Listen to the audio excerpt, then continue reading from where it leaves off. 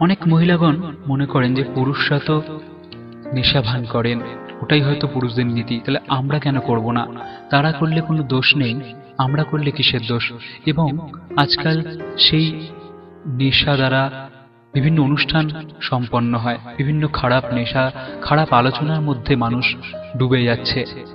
সেই দিক থেকে আমাদের মাতৃজাতিকে অবশ্যই উঠে আসতে হবে। পুরুষদের যেগুলো খারাপ সেইগুলো গ্রহণ করে পুরুষদের মতো শক্তিশালী হওয়ার আমার মনে হয় না কোনো প্রয়োজন আছে। কাজেই এবং ভালো কাজ, সৎ কাজ দ্বারাই মাতৃজাতির পরিচয় পাওয়া যায়।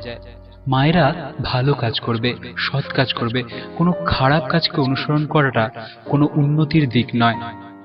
কিন্তু অবশ্যই প্রচুর সংখ্যক এমন মা আছেন যারা অনেক ভালো কাজ করছেন, আমি তাদের জন্য বলছি না। যারা দেখা যাচ্ছে বর্তমানে ধূমপান, মদ্যপান এবং উচ্ছৃঙ্খল জীবনযাপন করছেন, তাহাদের ভবিষ্যতে শান্তি পাওয়ার কিন্তু কোনো আশা নেই। তারা হয়তো এখন বুঝতে পারছেন না। এর জন্য তাহারাও দায়ী নয়। তাদের সেবা যত্ন, তাদের ধর্মশিক্ষা ছোটবেলা থেকে ঠিকমতো হয় নাই, তাই আজ এই অবস্থা।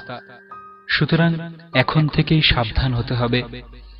সুতরাং সঠিক এবং সৎ কাজ এবং নিজের সন্তানগণকে সৎ পথে রাখা, সৎ শিক্ষা দেওয়াই ভারতের মায়েদের কর্তব্য।